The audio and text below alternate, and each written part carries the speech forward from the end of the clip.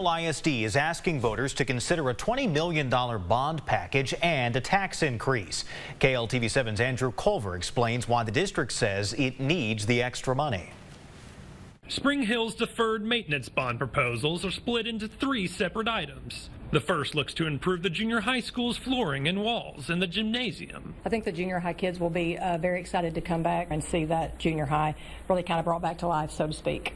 It would also replace heating, ventilation, and air conditioning across the district. These HVAC systems are older, and Spring Hill says they need maintenance. The bond would cost over $17 million.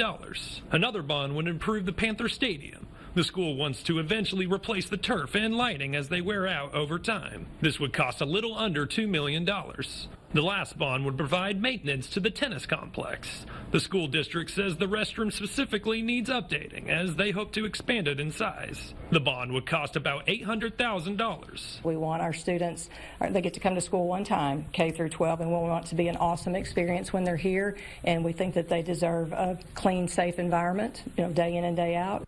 A proposed 3-cent property tax increase would bring in around $300,000 to Spring Hill ISD. The money would support student support services, after-school activities, teaching materials, and staff payment. If voters approve the measures, the school district says it would use $300,000 from their funds, creating a deficit. The district adopted a deficit budget last year. Well, we've done it once. We don't really want to do it again, and we can't continue to do it in the future. Andrew Culver, KLTV7 News. That proposed increased tax rate would have those owning a $200,000 home paying annually about $64 more than they do now. Early voting will happen October 20th through the 31st, with Election Day